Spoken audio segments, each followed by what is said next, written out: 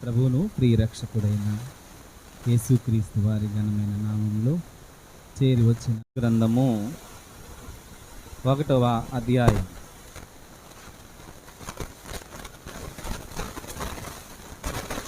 1 నుంచి 4 వచనాలను వాక్య ధ్యానానికై చదువుకుందాం. న్యాయాధిపతులు ఏలిన దినములందు దేశములో కరువు కలుగగా యూదా బెత్లెహేము నుండి ఒక మనుష్యుడు తన భార్యను తన 2 కుమారులను వెంటబెట్టుకుని మోయాబు దేశమునకు కాపురముందుటకు వెళ్ళాను. ఆ మనుష్యుని పేరు ఎలీమెలెకు, అతని భార్య నయోమి. అతని 2 కుమారుల పేర్లు మహ్లోను, కిలియోను. వారు యూదా బెత్లెహేము వారైన ఎఫ్రాతీయులు. వారు మోయాబు దేశమునకు వెళ్ళి అక్కడ కాపురముండిరి. నయోమి పెనిమిటి అయిన ఎలీమెలెకు చనిపోయిన తరువాత ఆమెయు ఆమె 2 కుమారులను నిలిచి ఉండేది. వారు మోయాబు స్త్రీలను పెండ్లి చేసుకుని, వారిలో ఒక దాని పేరు ఓర్పా, రెండవ దాని పేరు రూతు. అదేవిధంగా 15వ వచనం నుంచి చదువుతున్నాం. ఆమె, ఇదిగో నీ తోటి కోడలు తన జనుల యొద్దకును తన దేవుని యొద్దకు తిరిగిపోయినదే, నీవును నీ తోటి కోడలు వెంబడి వెళ్ళమనెను. అందుకు రూతు, నా వెంబడి రావద్దనియు నన్ను విడిచి పెట్టమనియు నన్ను బ్రతిమాలు కొనవద్దు. నీవు వెళ్ళు చోటకే నేను వచ్చేదను, నీవు నివసించిన చోటునే నేను నివసించెదను.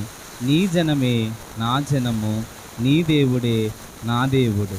నీవు మృతి పొందు చోటను నేను మృతి పొందెదను, అక్కడనే పాతి పెట్టబడెదను.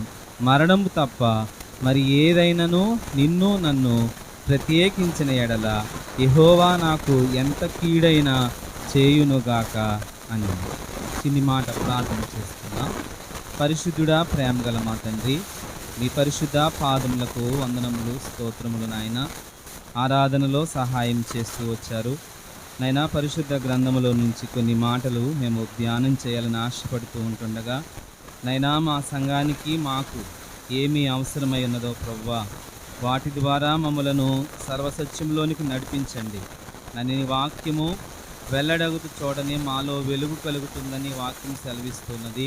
నైనా, మాలో ఉన్న అంధకారాన్ని నీ వాక్యం అనే వెలుగులో మేము సరిచేసుకోవడానికి నైనా, మేము ప్రభు వాక్యము ద్వారా నీ నామాన్ని కీర్తించడానికి సహాయం చేయమని, నేను వారికి మంచి బుద్ధిని పుట్టించమని మా ప్రాణప్రియుడు, మా రక్షకుడు అయిన యేసుక్రీస్తు వారి ఘనమైన నామములో ప్రార్థించి వేడుకుంటున్నాం మా పరమ తండ్రి, ఆమేన్. రూతు గ్రంథములో ఇది మనకి పాత నిబంధన గ్రంథములో 8వ గ్రంథముగా కనపడుతుంది. 4 అధ్యాయాలు 84 వచనాలు కలిగి ఉంది. ఈ రూతు గ్రంథంలో మనకి ముఖ్యంగా ఈ గ్రంథంలో మనకు కనబడే వ్యక్తులు ఎవరు అని అంటే, ఎలీమెలెకు కనిపిస్తాడు, నయోమి కనిపిస్తుంది, మహ్లోను కనిపిస్తాడు, తర్వాత కిలియోను కనిపిస్తాడు, రూతు, ఓర్పా. ఇలా 6గురుగా మనకి ఇక్కడ కనబడుతూ ఉన్నారు. ఈ రూతు గ్రంథములో మనము ఆలోచన చేసినట్లయితే ఒక్కొక్క వ్యక్తికి ఒక్కొక్క పేరుకు అర్థాన్ని మనం కూడా గమనించవచ్చు. ఎలీమెలెకు అంటే దేవుడే రాజు అని, నయోమి అంటే దేవుడు మధురమైన వాడు అని, మహ్లోను అంటే జబ్బు మనిషిగా ఉన్నవాడు అని, కిలియోను అనంటే బలహీనుడు అని, రూతు అనంటే గులాబీ పువ్వు వంటి సౌందర్యము కలిగినది అని, అదేవిధంగా ఓర్పా అంటే లేడీ అని అర్థాలు కలిగి ఉన్నాయి. ఈ రూతు గ్రంథంలో మనము మొదటి అధ్యాయం నుంచి 4 అధ్యాయాల్లో మనం చూస్తే పరిశుద్ధ గ్రంథం అంతటిలో కూడా 2 మాత్రమే స్త్రీల గ్రంథాలు చూస్తాం. అందులో ఒకటి ఏంటి అనంటే రూతు గ్రంథం, 1, 2 ఎస్తేరు. ఈ 2 గ్రంథాలు స్త్రీల గ్రంథాలతో మనకి ఉన్నాయి. ఈ రూతు గ్రంథాన్ని మనము ఆలోచన చేసినట్లయితే ఈ గ్రంథము నిర్ణయాల గ్రంథం అని దీనికి ఒక ప్రత్యేకత ఉన్నది. నిర్ణయాల గ్రంథం ఏది అనంటే రూతు గ్రంథం. ఎందుకనంటే వీరు ఎన్నో నిర్ణయాలు తీసుకున్నారు. ఎలిమెలెకు నిర్ణయం, నయోమి నిర్ణయం, తర్వాత మహలోను కిలియోనులు వార్పా నిర్ణయం, రూతు నిర్ణయం, తర్వాత బోయాజు యొక్క సమీప బంధుని యొక్క నిర్ణయం. నిర్ణయాల గ్రంథం అని ఈ రూతు గ్రంథాన్ని మనం చూడవచ్చు. అయితే ఈ నిర్ణయాల గ్రంథాన్ని బట్టి మన నిర్ణయాలు దేవుని కొరకు ఎలా ఉన్నాయి అనేది ఈరోజు మనం చెప్పుకోబోతున్నటువంటి ముఖ్యమైన అంశం. అయితే ఈ నిర్ణయాలలో ఎవరివి మంచి నిర్ణయాలు, ఎవరివి చెడ్డ నిర్ణయాలుగా ఉన్నాయి అని మనం ఆలోచన చేసినట్లయితే ఇందులో కొంతమంది నిర్ణయాలు సరికాని నిర్ణయాలుగా ఉన్నాయి, కొంతమంది నిర్ణయాలు సరి అయిన నిర్ణయాలుగా ఉన్నాయి. సరి అయిన నిర్ణయాలు ఎవరివి, సరికాని నిర్ణయాలు ఎవరివి అని మనం ఆలోచన చేసినట్లయితే ఇక్కడ మొట్టమొదటిగా మనం చూస్తాం ఎవరి నిర్ణయం సరికాని నిర్ణయము అని అంటే ఎలిమెలెకు యొక్క నిర్ణయం. ఎలిమెలెకు చేసినది ఏంటి అని అంటే మోయాబు దేశము నుండి ఎక్కడికి వస్తున్నాడు, బెత్లెహేము నుండి మోయాబు దేశానికి వెళుతూ ఉన్నాడు. చేసిన మొట్టమొదటి తప్పు ఏమిటి అని అంటే మోయాబు దేశానికి వెళ్ళడం. ఎవరు అనంటే మోయాబు దేశంలో విగ్రహారాధన ఉంది. మోయాబు దేశము ప్రజలు చాలా పాపాత్ములు, శాపగ్రస్తము కలిగిన వారుగా ఉన్నారు. మోయాబు దేశం వీరు విడిచిపెడుతున్న దేశం ఏది అని అంటే బెత్లెహేము నుండి వీరు ఎక్కడికి వెళ్తున్నారు అని అంటే మోయాబు దేశానికి వెళ్తున్నారు. ఎవరు? ఎలిమెలెకు.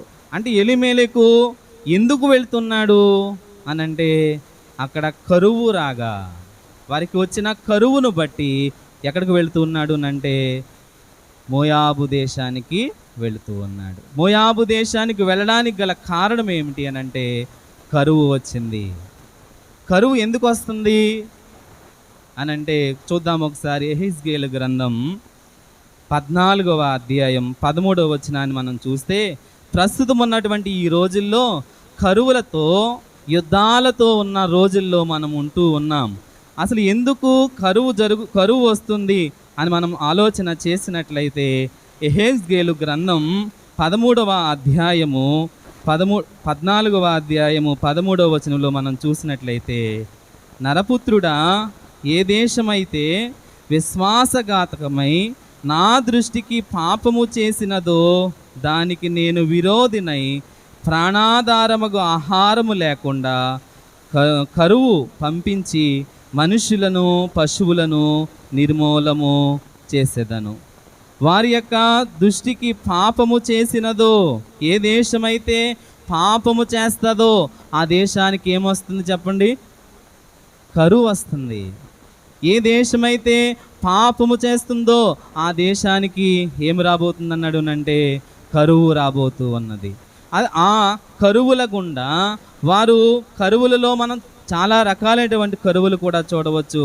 వీరికి కలిగిన కరువు ఏది అని అంటే ఆర్థిక సంబంధమైన కరువు. అదేవిధంగా నైతిక సంబంధమైన కరువులు ఉన్నాయి, వాక్య సంబంధమైన కరువు ఉన్నది.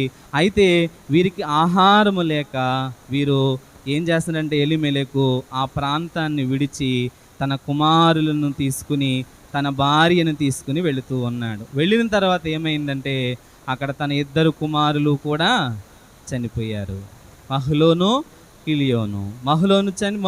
కిలియోను ఇద్దరూ చనిపోయారు. ఎవరి యొక్క నిర్ణయాన్ని బట్టి మనం చూసినట్లయితే ఎలిమెలెకు యొక్క నిర్ణయం. ఇప్పుడు ఎలిమెలెకు యొక్క నిర్ణయం సరి అయిన నిర్ణయమా, సరికాని నిర్ణయమా? సరికాని నిర్ణయం. అదేవిధంగా నయోమి దగ్గరికి 2 కోడళ్ళు వచ్చారు. 2 కోడళ్ళు ఎవరు? రూతు, వార్ప వచ్చి ఇద్దరూ కూడా అత్తతో నీతోనే ఉంటామన్నారు. ఎందుకనంటే వాళ్ళిద్దరు భర్తలు ఏమైపోయారు? చనిపోయారు. ఇద్దరు అన్నారు, ఫస్ట్ ఇద్దరు వస్తామని అన్నారు. కానీ చెప్పిన తర్వాత అమ్మ మీరు వెళ్ళండి అని చెప్పేటప్పటికి వార్ప తన హృదయాన్ని మార్చుకుని ఏం చేసిందంటే తిరిగి వెళ్ళిపోయింది. కానీ రూతు మాత్రం తిరిగి వెళ్ళలేదు. ఇప్పుడు ఎవరు వెళ్ళిపోయారు? వార్ప వెళ్ళిపోయింది. ఇప్పుడు వార్ప నిర్ణయం ఏమిటి? సరి అయిన నిర్ణయమా, సరికాని నిర్ణయమా? సరికాని నిర్ణయం. అంటే వార్ప సరికాని నిర్ణయం తీసుకోవడం బట్టి ఇంకా పరిశుద్ధ గ్రంథంలో తన పేరు ఎక్కడ కూడా రాయబడలేదు. ఎవరిది? వార్పది. అప్పుడు అంటే వార్ప కూడా తీసుకున్న నిర్ణయం ఎలాంటి నిర్ణయం అంటే సరికాని నిర్ణయం. అదేవిధంగా 3వ అధ్యాయంలో చూస్తే మనకి బోయాజు యొక్క సమీప బంధువుడు ఉన్నాడు. బోయాజు యొక్క సమీప బంధువుడు ఉన్నాడు. సమీప బంధువుడిని ఏమయ్యాడనంటే రూతుని బోయాజు వివాహం చేసుకోమని చెప్పి అడుగుతూ ఉన్నప్పుడు రూతు అడుగుతూ ఉంటే, నేను కాదు బంధు ధర్మాన్ని జరిపేది, నీకు ఎవరున్నారు? సమీప బంధువుడు ఉన్నాడు, అతను బంధు ధర్మం జరపని ఎడల నేను నీకేం చేస్తానన్నాడు? బంధు ధర్మాన్ని జరిపిస్తానన్నాడు. ఎవరు అనంటే బోయాజు యొక్క సమీప బంధువుడు. అతని దగ్గరికి బోయాజు ఆ సమీప బంధువుని పిలిచాడు. నువ్వు రూతుని విడిపిస్తావా, నువ్వు వివాహం చేసుకుంటావా అని అడిగినప్పుడు సమీప బంధువుడు ఏమన్నాడనంటే నేను విడిపించలేను అన్నాడు. ఎవరు? సమీప బంధువుడు. ఇప్పుడు సమీప బంధువుడు సరైన నిర్ణయమా, సరికాని నిర్ణయమా? సరికాని నిర్ణయం. ఎవరిది? బోయాజు సమీప బంధువుడు. అంటే ఇప్పుడు సరికాని నిర్ణయాలు ఎవరెవరు చూసాము అంటే 1 ఎలిమెలెకు, 2 వార్ప, 3 బోయాజు యొక్క సమీప బంధువుడు చూసాం. అదేవిధంగా ఇంకా ఎవరున్నారు అంటే మనకి రూతు ఉంది. అమ్మ నువ్వు కూడా నీ అత్తవారి ఇక్కడికి కాదు నీ దేశానికి వెళ్ళిపో అనంటే ఆమె చెప్తుంది ఏమనంటే నీ జనమే నా జనము, నీ దేవుడే నా దేవుడు అని చెప్తూ ఉన్న మాటను బట్టి రూతు ఏం చేసింది? ఆమెను ఏం చేసిందంటే చేర్చుకుంది. ఆమె ద్వారా ఏమైందంటే బోయాజును వివాహం చేసుకుంది. బోయాజు ద్వారా ఆమె యేసుక్రీస్తు వంశావళిలోనికి చేర్చబడింది. ఎవరు? రూతు. ఇప్పుడు రూతు నిర్ణయం సరి అయిన నిర్ణయమా, సరికాని నిర్ణయమా? సరి అయిన నిర్ణయం. అదేవిధంగా మనం ఈ విధంగా ఈ నిర్ణయాలు మనం చూసుకుంటూ వెళ్తే మనం సరి అయిన నిర్ణయాలు తీసుకుంటే దీవెనలు పొందుతాం. సరికాని నిర్ణయాలు తీసుకుంటే ఇబ్బందుల గుండా వెళ్ళే పరిస్థితులకు మనం వెళుతూ ఉంటాం. మనం తీసుకునే నిర్ణయాలు ఎలాంటి నిర్ణయాలు? మనం తీసుకునే నిర్ణయాలు చదువు విషయంలో నీ నిర్ణయాలు ఎలా ఉన్నాయి? వివాహ విషయంలో నీ నిర్ణయాలు ఎలా ఉన్నాయి? ఉద్యోగ విషయాలలో నీ నిర్ణయాలు ఎలా ఉన్నాయి అని మనం ఆలోచన చేసినట్లయితే ఒక మానవునికి ఒక రోజుకి 2200 పైగా నిర్ణయాలు వస్తాయంట. ఒక మనిషి అన్ని నిర్ణయాలు తీసుకుంటాడంట. అంటే ఈ ప్రతి దానికి ఏం చేస్తూ ఉంటామనంటే నిర్ణయాలు తీసుకుంటూనే ఉంటాం. ఏది మంచిది, ఏది చెడ్డది, ఏది తీసుకుంటే ఏమవుతుంది అనే ఆలోచనలు గుండా మనం వెళుతూ ఉన్నప్పుడు మనము తీసుకోవలసిన నిర్ణయాలు ఏంటి అనంటే సరి అయిన నిర్ణయాలను తీసుకోవాలి. సరికాని నిర్ణయాలు తీసుకుంటే, ఒకవేళ చదువు విషయంలో సరికాని నిర్ణయాలు తీసుకుంటే ఇబ్బందులు గుండా వెళ్తాం. వివాహ సంబంధమైన విషయాల్లో సరి అయిన నిర్ణయాలు తీసుకోకపోతే ఇబ్బందులు గుండా వెళ్తాం. అదేవిధంగా మన ప్రయాణాల విషయంలో కానీ ప్రభు యొద్దకు వచ్చే విషయాలలో కానీ మన నిర్ణయాలు సరిగ్గా లేకపోతే ఇబ్బందులు గుండా వెళ్తాం. వీరు సరి అయిన నిర్ణయాలు తీసుకోలేదు. మరి ఎవరు సరి అయిన నిర్ణయాలు తీసుకున్నారు అంటే రూతు సరి అయిన నిర్ణయాన్ని తీసుకుంది. అదేవిధంగా మనం చూసుకుంటూ పరిశుద్ధ గ్రంథంలో చూస్తే దావీదు అబ్షాలోము తరుముతూ ఉన్న సమయంలో దావీదు ఒక నిర్ణయాన్ని తీసుకున్నాడు. సమూయేలు 2వ గ్రంథాన్ని మనం చూసినట్లయితే సమూయేలు 2వ గ్రంథం 15వ అధ్యాయం.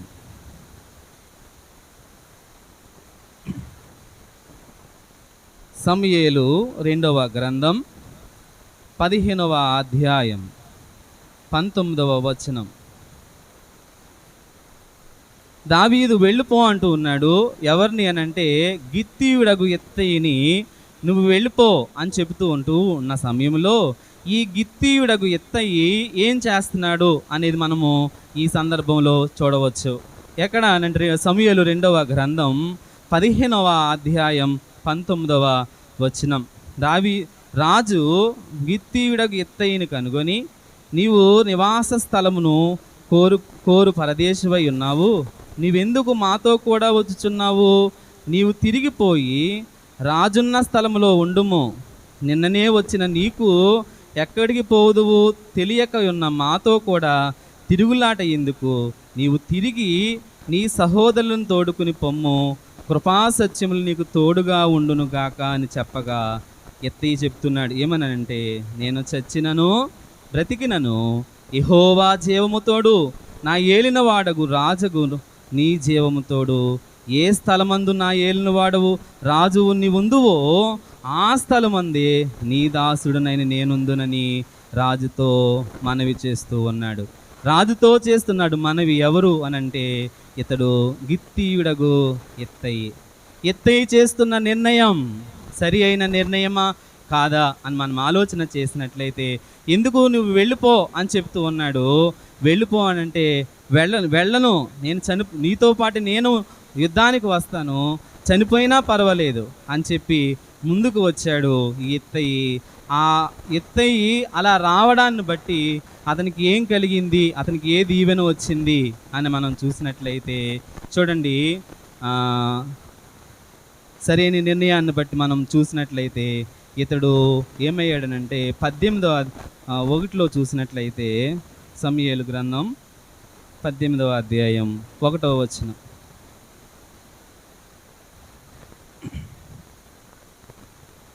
దావీదు తన యొద్దనున్న జనులను లెక్కించి వారి మీద సహస్రాధిపతులను శతాధిపతులను నిర్ణయించి జనులను 3 భాగములుగా చేసి, యోబాబు చేతి క్రింద ఒక భాగమును, సెరుయా కుమారుడగు అభిషే అను యోబాబు సహోదరుని క్రింద ఒక భాగమును, గిత్తీయుడైన ఎత్తయి చేతి కింద ఒక భాగమును ఉంచెను. ఇప్పుడు అక్కడ దావీదు చేసినాడు ఏంటనంటే, 3 భాగాలు చేసి 3 భాగాలలో ఒక భాగాన్ని ఎవరికి ఇచ్చారు చెప్పండి? ఈ గిత్తీయుడైన ఎత్తయికి ఇచ్చాడు. ఆ రోజున నేను రాను అని అతను అనుకుని ఉంటే అతని నిర్ణయం సరి అయినదవునా సరికానిదవునా? సరికాని నిర్ణయం అవును. కానీ ఇతను సరి అయిన నిర్ణయం తీసుకున్నాడు. రాజు వెళ్ళిపో అన్నప్పటికీ కూడా ఇతను నేను వెళ్ళను, నీ దేవుడే నా దేవుడని రూతు ఏ విధంగా అన్నదో ఇతను కూడా అదే అంటున్నాడు. ఏమని అంటున్నాడనంటే, నేను చనిపోయినా పర్వాలేదు, నేను నీతోనే వస్తాను, నేను చనిపోయినా పర్వాలేదు అని చెప్పాడు. దాన్ని బట్టి అతను ఏ దీవెనను పొందుకున్నాడు అని అంటే, అక్కడ 3 భాగాలు చేసి అధికారులు నియమిస్తూ ఉన్నప్పుడు ఒక భాగాన్ని ఎవరికి అప్పగించాడు అంటే, గిత్తీయుడైన ఎత్తయికి అప్పగించాడు. కాబట్టి మన నిర్ణయాలు సరి అయినవైతే దేవుడు కూడా మనకి కూడా కొన్ని ఏం చేస్తాడంటే బాధ్యతలు అప్పగించేవాడుగా ఉన్నాడు. కాబట్టి మనము ఎలాంటి నిర్ణయాలు తీసుకుంటూ ఉన్నాం? మన నిర్ణయాలు సరివైన నిర్ణయాలేనా, సరికాని నిర్ణయాలు తీసుకుంటున్నామా అనేది ఆలోచన చేయవలసిన వారమై ఉన్నాం.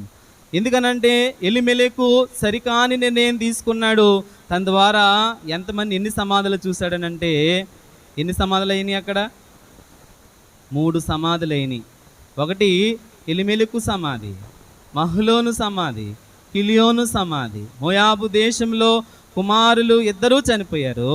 అదేవిధంగా అతను కూడా చనిపోయాడు. 3 చనిపోయారు.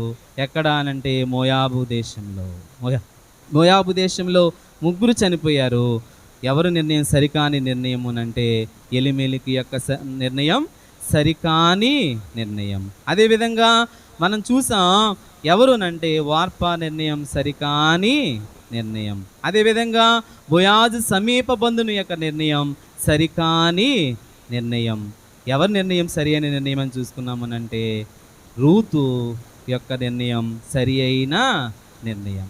అదేవిధంగా గిత్తీయుడకు ఎత్తయి యొక్క నిర్ణయం సరి అయిన నిర్ణయం.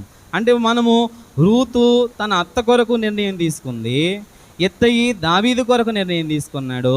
మరి మనం చూస్తుంటే ఒక తోటి మానవుల కోసమే వాళ్ళు నిర్ణయాలు తీసుకుంటే, మన ప్రభులకు ప్రభువు రాజులకు రాజు అయిన యేసుక్రీస్తు ప్రభు వారి కోసం నీ నిర్ణయం ఏంటి, నా నిర్ణయం ఏమిటి అనేది ఈరోజు మనం ఆలోచన చేయవలసిన వారమై ఉన్నాం.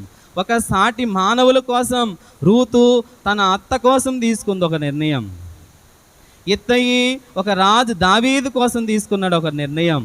మరి ఈరోజు ఒక తోటి మానవుల కొరకు నిర్ణయాలు తీసుకుంటే, ఒక బలమైన నిర్ణయాలు వాళ్ళు తీసుకుంటే, మన దేవాతి దేవుడు, రాజులకు రాజు, ప్రభువులకు ప్రభువైన యేసుక్రీస్తు ప్రభువుకి నీ నిర్ణయాలు, నా నిర్ణయాలు ఎలా ఉండాలి అనేవి ఈరోజు మనం చెప్పుకోబోతున్నటువంటి ముఖ్యమైన అంశం.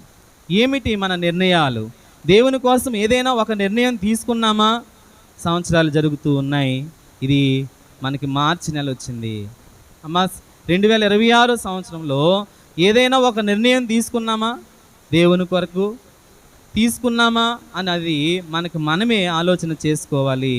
ఒకవేళ తీసుకోక పక్షంలో ఈరోజైనా ఒక నిర్ణయం దేవుని కోసం నీ నిర్ణయాన్ని మార్చుకోవాలి, నీ నిర్ణయం చేసుకోవాలి దేవుని కోసం. ఒకవేళ ఇంతవరకు ఒక నిర్ణయం కూడా సరైన నిర్ణయాలు తీసుకోకపోతే ఈరోజు మనము ఒక సరి అయిన నిర్ణయంతో దేవుని మందిరాన్ని గుండా వెళ్ళాలి. ఒక నిర్ణయం ఈరోజు నీ జీవితంలో తీసుకుని వెళితే ప్రయోజనకరం, తీసుకుని వెళితే దీవెనకరం, తీసుకుని వెళితే నీకు ఎంతో క్షేమంగా ఉంటుందని మీకు తెలియజేస్తూ ఉన్నాం. ఎందుకనంటే ఒక మనిషి కోసమే కొంతమంది నిర్ణయాలు తీసుకున్నారు. మనము మన ప్రభువు కోసం ఒక నిర్ణయమైనా తీసుకోమా? తీసుకుంటే మంచిది. తీసుకోకపోతే ఈరోజైనా మనము ఒక 3 విషయాలలో నిర్ణయాలు తీసుకోవాలని తెలియజేస్తూ ఉన్నాను. మొట్టమొదటిగా చూద్దాం, పరిశుద్ధ గ్రంథమైన బైబిల్లో నుంచి భక్తులు వాళ్ళ నిర్ణయాలు ఏ విధంగా తీసుకున్నారో చూద్దాం. ఎజ్రా గ్రంథము 7వ అధ్యాయము. ఎజ్రా గ్రంథము 7వ అధ్యాయం.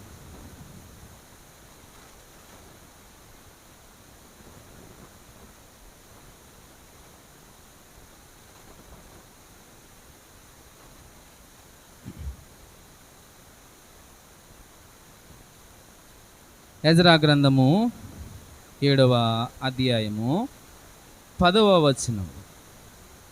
ఎజ్రా యెహోవా ధర్మశాస్త్రమును పరిశోధించి దాని చొప్పున నడుచుకొనుటకు ఇశ్రాయేలీయులకు దాని కట్టడలను విధులను నేర్పుటకును దృఢ నిశ్చయము చేసుకొనెను. ఇది ఎవరు నిర్ణయం అనంటే ఎజ్రా నిర్ణయం.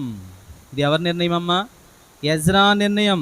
ఎజ్రా దేనికోసం నిర్ణయం తీసుకున్నాడు అనంటే యెహోవా ధర్మశాస్త్రమును పరిశోధించి దాని చొప్పున నడుచుకున్నటకు ఇశ్రాయేలీలకు తగిన కట్టడలను విధులను నేర్పుటకును దృఢ నిశ్చయము చేసుకొనెను. అంటే వాక్యము విషయమైన నిర్ణయం చేసుకున్నాడు ఎజ్రా. వాక్యము విషయమైన నిర్ణయం, వాక్యము విషయము ఎలా పరిశోధించాలి, ఎలా చదవాలి, ఎలా నడుచుకోవాలి, ఎలా నేర్పించాలి అనే విషయాలను ఏం చేస్తాడంటే ఎజ్రా తెలియచేస్తూ ఉన్నాడు.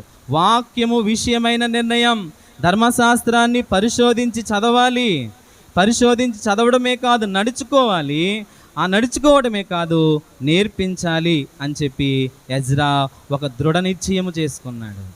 దేని విషయమైన నిర్ణయం చేసుకున్నాడు అనంటే వాక్యము విషయమైన నిర్ణయం. ఎవరి నిర్ణయం ఇది? ఎజ్రా నిర్ణయం. అమ్మ, వాక్యం విషయంలో ఎప్పుడైనా ఒక నిర్ణయం తీసుకున్నారా? ఉదయాన్నే లేచిన తర్వాత వాక్యం చదవాలి అని ఎప్పుడైనా మన ఆలోచనలో, మన కాల పట్టికలో ఏమైనా ఉంటుందా? వాక్యం చదవాలి ఈరోజు అనేది. అలా లేకపోతే ఒక నిర్ణయం తీసుకోవాలి. ఏమనంటే ఈ రోజు నుంచైనా నేను వాక్యాన్ని చదవాలి. వాళ్ళు వాక్యాన్ని పరిశోధించారు, వారు వాక్యాన్ని నేర్పించారు. మనము వాక్యాన్ని ఏం చేయమంటున్నాడునంటే ధర్మశాస్త్రాన్ని వాళ్ళని ఏం చేయాలని అన్నాడునంటే పరిశోధించి చదవమన్నాడు. నడుచుకున్నారు ఆ విధంగా, దాన్ని నేర్పుతూ ఉన్నారు. ఇక్కడ 3 విషయాలు మనం గమనించవచ్చు. పరిశోధించారు, నడుచుకున్నారు, నేర్పుతూ ఉన్నారు. ఎజ్రా చెప్తూ ఉన్నాడు, అమ్మ వాక్యం విషయంలో నీ నిర్ణయం ఏమిటి? వాక్యము చదువుతున్నారా లేదా అనేది ఆలోచన చేయాలి. ఒకవేళ ఎవరైనా చదవకుండా ఉంటే ఈ రోజైనా నీ నిర్ణయం మారాలి. ఏమనంటే వాక్యము చదువుకోవాలి. ఒకవేళ నీకు చదవడం రాదనుకోండి, ఎవరినైనా పిలిపించి బాబు ఈ అధ్యాయం చదువు పెట్టంటే చదువు పెడతారా పెట్టరంటారా? చదువుతారు. నీకు వాక్యము విషయమైన నిర్ణయం నీకుంటే, వాక్యాన్ని పరిశోధించగలిగితే, వాక్యము గుండా నడవగలిగితే నీ హృదయం ఏమవుతుందంటే మారుతూ ఉంది. దేవుని కొరకు నీ నిర్ణయం ఏమవ్వాలనంటే వాక్యాన్ని చదవాలి. దివారాత్రములు ధ్యానించువాడు ధన్యుడు, అతడు నీటి కాలువల యారను నాటబడినదై ఆకువాడక తన కాలమందు ఫలమిచ్చు చెట్టు వలె ఉందును. వాక్యాన్ని ధ్యానిస్తే ఫలితం ఏంటి అని అంటే పచ్చగా ఉంటావు. ఎలా ఉంటావు? పచ్చగా ఉంటావు. యారను నాటబడినదై ఆకువాడక తన కాలమందు ఫలమిచ్చు చెట్టు వలె ఉంటావు అని చెప్తూ ఉన్నాడు. వాక్యాన్ని ధ్యానించే హృదయం నీకు ఉండాలి. వాక్యాన్ని చదివే మనసు నీకు ఉండాలి. ఎజ్రా ఏ విషయంలో నిర్ణయం తీసుకున్నాడంటే వాక్యం విషయంలో నిర్ణయం తీసుకున్నాడు. వాక్యాన్ని పరిశోధించే విషయంలో నిర్ణయం తీసుకున్నాడు. వాక్యాన్ని పరిశోధించడమే కాదు, దాన్ని అనుసరించి నడుచుకుంటున్నాడు. మనం నడుచుకుంటున్నామా? వాక్యము అనుసరించి ఆ వాక్యాన్ని నేర్పించేవాడుగా ఉన్నాడు. ఎవరు అనంటే ఎజ్రా. మన జీవితాల్లో ఒకవేళ నీ ఒక నిర్ణయం తీసుకోకపోతే ఈరోజు నీ నిర్ణయం ఏమవ్వాలి అంటే వాక్యము చదివించుకోవాలి, లేదా వాక్యం నేను చదవాలి. చదివే వాళ్ళు లేకపోతే నేను ప్రతిరోజు కనీసం నేను వాక్యాన్ని చదవాలి. ఈరోజు చదవలేదా? చదవకపోతే ఈరోజు వెంటనే చదవాలన్న ఆలోచన మీ మనసులోకి పుట్టాలి. వాక్యాన్ని ప్రతిరోజు చదివే మనసు మీకు ఉండాలి. ఎందుకనంటే ఆ నిర్ణయం తీసుకున్నాడు ఎవరు అనంటే ఎజ్రా. ఆ నిర్ణయం తీసుకున్నాడు ఎవరమ్మా? ఎజ్రా. ఎజ్రా నిర్ణయం ఏమిటి అనంటే వాక్యం విషయంలోన కూడిన నిర్ణయం. వాక్యాన్ని నేర్చుకుంటమే కాదు, ఆ వాక్యాన్ని నేర్పుతూ ఉన్నాడు. ఎవరు అనంటే ఎజ్రా. కాబట్టి మనం దృఢ నిశ్చయం చేసుకోవాలి. దేని విషయంలోనంటే ఎలా అయితే యెహోవా ధర్మశాస్త్రమును పరిశోధించి దాని చెప్పున నడుచుకొనుటకు, ఇశ్రాయేలీలకు దాని కట్టడలను విధులను నేర్పుటకును దృఢ నిశ్చయము చేసుకొనెను. ఆ వాక్యముల గుండా, ఆ విధుల గుండా నడిస్తే మనము కూడా ఏమవుతామనంటే దీవించబడతాం. ఒకవేళ ఆ నిర్ణయం నీకు లేకపోతే ఈరోజైనా వాక్యం చదవాలి, వాక్యం చదివించుకోవాలన్న నిర్ణయాన్ని ఈరోజు తీసుకోండి. ఎవరైనా తీసుకోలేని వాళ్ళు, చదవలేని వాళ్ళు ఎవరైనా ఉంటే చదివించుకోవాలని ప్రేమపూర్వకంగా తెలియచేస్తూ ఉన్నాం. ఇంకొక దేవుని కొరకైన మన నిర్ణయం వాక్యం విషయమై ఉండాలి. తర్వాత రెండవది ఏంటి అని అంటే దానియేలు గ్రంథం 6వ అధ్యాయం 10వ వచనాన్ని మనం చూసినట్లయితే, దానియేలు గ్రంథం 6వ అధ్యాయం 10వ వచనం. దానియేలు గ్రంథం 6వ అధ్యాయం 10వ వచనం. ఇటి శాసనము సంతకము చేయబడినని దానియేలు తెలుసుకుని అతడు తన ఇంటికి వెళ్ళి యథాప్రకారముగా అనుదినము ముమ్మారు మోకాళ్ళుని తన ఇంటి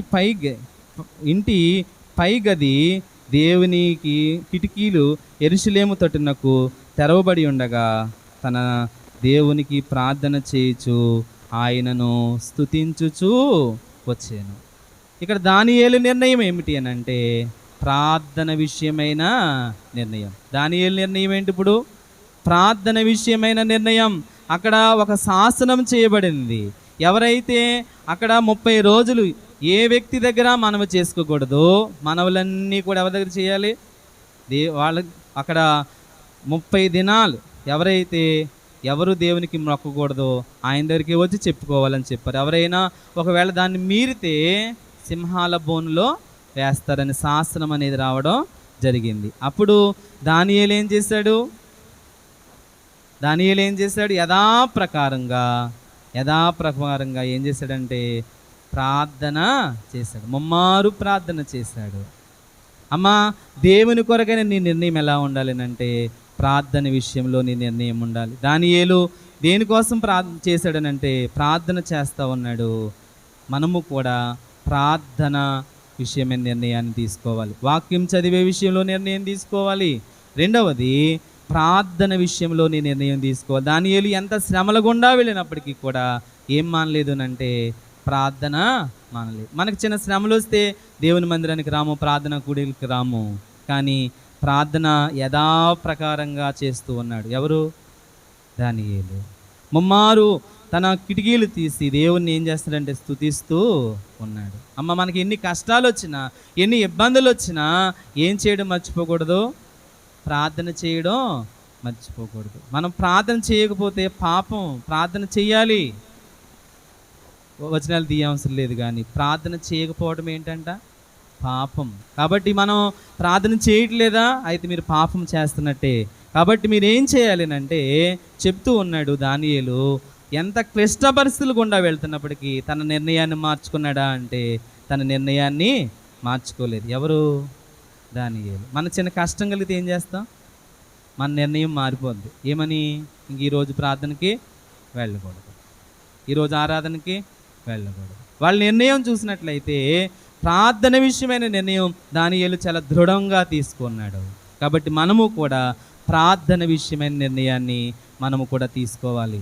ఒకటి, వాక్యం విషయమైన నిర్ణయం ఎవరు తీసుకున్నారని చెప్పుకున్నాం? ఎజ్రా తీసుకున్నాడు. దానియేలు దేని విషయంలో నిర్ణయం తీసుకున్నాడు అంటే ఎంత క్లిష్ట పరిస్థితుల్లో కూడా దేవునికి ఏం చేస్తున్నాడు దానియేలు అంటే యథాప్రకారముగా ప్రార్థన చేస్తున్నాడు. అతని నిర్ణయం ఏమిటి అని అంటే ప్రార్థన నిర్ణయం. నీ నిర్ణయం ఏమవ్వాలి అంటే ప్రార్థన చేసుకోవట్లేదు అసలు రోజులో, ఈ రోజైనా మొదలు పెట్టండి దేవునికి ప్రార్థన చేయడం. పిల్లల కోసం ప్రార్థన చేయాలి. తండ్రులైతే వారి కుటుంబాల కోసం ప్రార్థన చేయాలి. ప్రతి ఒక్కరూ కూడా సంఘము కోసము, సమాజం కోసం, దేశము కోసం, ప్రతి విషయాల కోసం మనం ఏం చేయాలంటే ప్రార్థన అనేది చేయాలంటే. ప్రార్థన మనం చేయకపోతే పాపం కనుక మీరు పాపం చేస్తున్నారా లేదా ప్రార్థన చేస్తున్నారా ఆలోచించుకోవాలి. ఒకవేళ మీరు ప్రార్థన చేయకపోతే పాపము కనుక మీరు ప్రార్థన చేయడం నేర్చుకోండి. ప్రార్థన చేయడం ఈరోజు ఒక నిర్ణయం అవ్వాలని. ఒకవేళ ప్రార్థన చేసుకోకుండా ఉంటే ఈ రోజు నుంచి ప్రార్థన చేయడం ప్రారంభించాలి. ఏదో టైంలో చేసేస్తున్నానని కాదు. క్లిష్ట పరిస్థితిలో 3 సార్లు చేశాడు. ఎవరు? దానియేలు. క్లిష్ట పరిస్థితిలో ప్రార్థన చేశాడు. లేకపోతే ఎక్కడికి వెళ్తాడు? సింహాల బోన్లోకి వెళ్తాడు. తెలుసా తెలీదా? తెలుసు. చేశాడా? ప్రార్థన చేయలేదా? చేశాడు. మనము కూడా ఎంత క్లిష్ట పరిస్థితులు వచ్చినప్పటికీ కూడా మనం ఏం మర్చిపోకూడదు అని అంటే ప్రార్థన చేయడం మర్చిపోకూడదు. ఒకవేళ నీ నిర్ణయం ప్రార్థన చేయకు నిర్ణయంగా ఉంటే మాత్రం ఈ రోజు నుంచి నీ నిర్ణయం మారాలి. ఏంటంటే దానియేలు క్లిష్ట పరిస్థితులు ఏ విధంగా అయితే ప్రార్థన చేశాడో నీవు కూడా అదే విధంగా ఎంత క్లిష్ట పరిస్థితులు అయినప్పటికీ, ఎన్ని ఇబ్బందులు అయినప్పటికీ కూడా నీ నిర్ణయం మార్చుకోవాలి. నీ నిర్ణయం ఏమవ్వాలి అంటే ప్రార్థన చేసుకోవాలి. ఏం చేసుకోవాలి? ప్రార్థన చేసుకోవాలనే నిర్ణయాన్ని కలిగి ఉండాలి. కాబట్టి అది రెండవదిగా మనం చూస్తూ ఉన్నాం. మూడవదిగా చూసినట్లయితే పౌలు యొక్క నిర్ణయాన్ని చూసినట్లయితే కొరింథీ మొదటి పత్రిక 9వ అధ్యాయము 19వ వచనం. కొరింథీ రాసిన మొదటి పత్రిక 9వ అధ్యాయము 19వ వచనం. నేను అందరి విషయమై స్వతంత్రుడినై యున్నను, ఎక్కువ మందిని సంపాదించుకొనుటకై అందరికీ నన్ను నేనే దాసునిగా చేసుకుంటుంది. దేనికోసం? ఎక్కువ మందిని సంపాదించుకోవాలి. దేవుని సన్నిధికి ఎక్కువ మందిని ఏం చేయాలి? మనం సంపాదించాలి. ఎక్కువ మందిని తీసుకురావాలి. నీ నిర్ణయం ఏమవ్వాలంటే నీ పొరుగువారు, నీ ఇరుగు పొరుగువారు, రానివారు ఉంటే వారందరినీ కూడా తీసుకురావాలని ఒక నిర్ణయం నీకు రావాలా. ఇక్కడ ఏం చేస్తా ఉన్నాడనంటే పౌలు యొక్క నిర్ణయం ఒక ఆత్మను తీసుకురావాలని. ఎన్నో ఇబ్బందులు గుండా వెళ్తున్నప్పటికీ కూడా ఏం చెప్తూ ఉన్నాడనంటే ప్రతి దానికి కూడా అలాగే ఉన్నాను, నేను దాసునిగా చేసుకున్నాను అన్నాడు. నేను అందరి విషయంలో స్వతంత్రుడినై ఉన్నాను, ఎక్కువ మందిని సంపాదించుకున్నటకై అందరికీ నన్ను నేనే దాసునిగా చేసుకున్నాను. దాసుడంటే పనివాడు. అంటే ఎంత తగ్గించుకుంటున్నాడో చూడండి. మనం ఒక ఆత్మను సంపాదించాలంటే మనల్ని మనం ఏం చేసుకోవాలి? ఎంత తగ్గించుకున్నా పర్వాలేదు. ఏం చేయాలనంటే ఒక ఆత్మనైనా దేవుని మందిరకి ఏమన్నాడునంటే ఎక్కువ మందిని సంపాదించాలనుకున్న ఏం ఉందేనంటే అతనికి నిర్ణయం ఉంది, ఎక్కువ మందిని సంపాదించాలని. ఒకళ్ళే కాదు, ఎక్కువ మందిని సంపాదించాలని పౌలు నిర్ణయం ఉంది. మనం ఎంతమందిని సంపాదించగలుగుతున్నాం?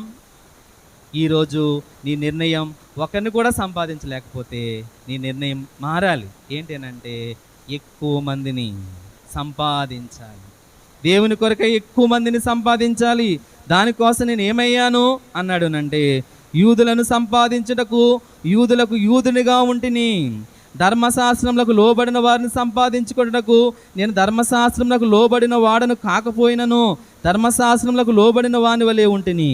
దేవుని విషయమైన ధర్మశాస్త్రం లేనివాడిగాను, కానీ క్రీస్తు విషయమైన ధర్మశాస్త్రమునకు లోబడిన వాడును. అయినను ధర్మశాస్త్రం లేని వారికి సంపాదించుటకు ధర్మశాస్త్రము లేని వానికి ధర్మశాస్త్రం లేనివానిగా ఉంటిని, భక్తిహీనులను సంపాదించుకొనుటకు భక్తిహీనులుగా ఉంటిని. ఏ విధము చేతనైనను కొందరిని రక్షించవలనని అందరికీ అన్ని విధముల వాడనై ఉంటిని అన్నాడు. ఎవరు యూదులుగా ఉంటే యూదుడయ్యాడు, ధర్మశాస్త్రం లోబడిన వాడిగా ఉంటే ధర్మశాస్త్రం లోబడిన వాడిగా ఉన్నాడు, లోబడిన వాడిగా ఉంటే లోబడిన వాడిగా ఉన్నాడు, బలహీనుడిగా ఉంటే బలహీనుడయ్యాడు. ఎందు నిమిత్తం అంటే కొందరిని రక్షించవలనని అందరికీ అన్ని విధముల వాడినై ఉన్నాను. అందరికీ అన్ని విధముల వాడిన ఉన్నాను. ఎందుకు అనంటే కొందరిని రక్షించటానికి. అమ్మా, కొందరిని రక్షించగలుగుతున్నామా? దేవుడు మనకు కిరీటాలు ఇస్తాడంట. ఆ కిరీటాలు ఒక్క నువ్వు రక్షించబడితే నీ కిరీటాల్లో ఒక స్టార్ పెరుగుతుందంట. దానియేలు గ్రంథంలో ఉంటుంది, ఎవరైతే అనేకులను ఆయన వైపు త్రిప్పుదరో వారు నక్షత్రం వలె ప్రకాశించుదురు అని మనం చూస్తాం. మనము ఆయన వాక్యానికి ఎవరినైనా మనం కొందరినైనా రక్షించగలిగే విధంగా ఉన్నామా? నీ నిర్ణయం మారాలి. ఒకవేళ ఎవరినైనా సంపాదించలేకపోతే ఈ రోజైనా మన నిర్ణయం ఏమవ్వాలి అంటే, ఎజ్రా వలె వాక్యం విషయమైన నిర్ణయం, దానియేలు వలె ప్రార్థన విషయమైన నిర్ణయం, పౌలు వలె ఆత్మల సంపాదన కొరకైన నీ నిర్ణయం ఏమవ్వాలి అంటే మారాలి. నీ నిర్ణయం ఏమై ఉన్నదో తెలియదు, కానీ ఈ రోజైనా నీ నిర్ణయం వాక్యం విషయమై ఉండాలి. నీ నిర్ణయం ప్రార్థన విషయమై ఉండాలి. నీ నిర్ణయం ఆత్మల సంపాదించాలి అని నీకు ఉండాలి.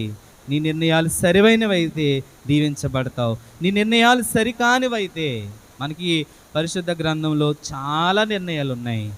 మనము 3 నిర్ణయాలు చూసాం. ఎవరు అంటే ఎజ్రా నిర్ణయం, దానియేలు నిర్ణయం, పౌలు నిర్ణయం. ఎజ్రా నిర్ణయం దేనికోసం? వాక్యం విషయమైన నిర్ణయం. దానియేలు దేని విషయం? ప్రార్థన విషయమైన నిర్ణయం. పౌలు దేని విషయం అనంటే కొందరినైనా రక్షింపవలనైనా నిర్ణయం. అమ్మ, మన నిర్ణయాలు కనీసం ఒకవేళ సరైన నిర్ణయాలు తీసుకుంటున్నామా, సరికాని నిర్ణయాలు తీసుకుంటున్నామా అనేది ఆలోచన చేయవలసిన వారమై ఉన్నాం.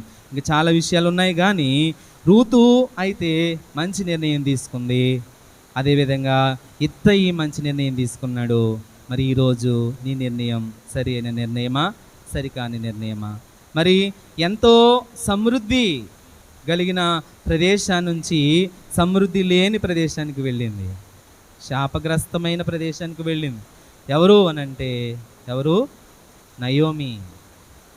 అంతవరకు కూడా చాలా నన్ను మంచి బెత్లెహేమనగా రొట్టెల ఇల్లు, ఆ రొట్టెల ప్రదేశంలో ఉండకుండా ఎక్కడికి వెళ్ళింది అంటే శాపగ్రస్తమైన ప్రదేశానికి వెళ్ళింది. ఎవరు అనంటే నయోమి యొక్క కుటుంబం. వెళ్ళడం ద్వారా ఎన్నో ఇబ్బందులు గుండా వెళ్ళారు.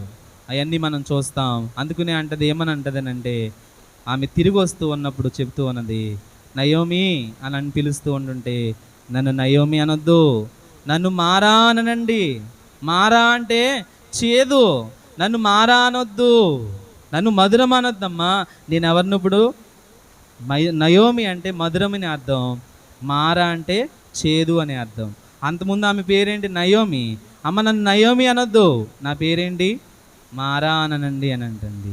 ఎందుకనంటే నేను ఏం చేస్తాను? ఇక్కడి నుంచి వెళ్ళాను, సమృద్ధిలో నుంచి వెళ్ళాను, రిక్తురాలిగా వస్తున్నాను. కాబట్టి నన్ను మీరు ఏమనొద్దు, నయోమి అని పిలవకండి. నన్ను ఏమని అంటుందనంటే మారా అని పిలవమంటుంది. మన నిర్ణయాలు ఎలా ఉన్నాయి? ఆ అత్తని అత్తుకున్న ఎవరు అనంటే రూతు నిర్ణయం. ఒక రాజు ప్రభులకు ప్రభువు వంశావళిలోకి చేర్చబడింది. ఎవరి నిర్ణయం ద్వారా? రూతు సరి అయిన నిర్ణయం ద్వారా. ఇత్తయికి ఒక పాత్ర వచ్చింది, ఒక పొజిషన్ ఇవ్వబడింది. ఎవరికి అనంటే గిత్తీయుడైన ఇత్తయికి. అదేవిధంగా నీ నిర్ణయాలు మారితే దేవుడు నిన్ను కూడా ఫలించి అభివృద్ధి చేస్తాడు. నీ నిర్ణయం వాక్యం విషయంలో ఉండాలి, నీ నిర్ణయం ప్రార్థన విషయంలో ఉండాలి, నీ నిర్ణయం అనేకలను సంపాదించేవారుగా ఉండాలి. ఏ నిర్ణయం తీసుకుని వెళ్తావో నీ ఇష్టం. ఒకవేళ నిర్ణయం తీసుకోకుండానే వెళ్ళిపోతే అగ్నిగుండంలోకి వెళ్తావు.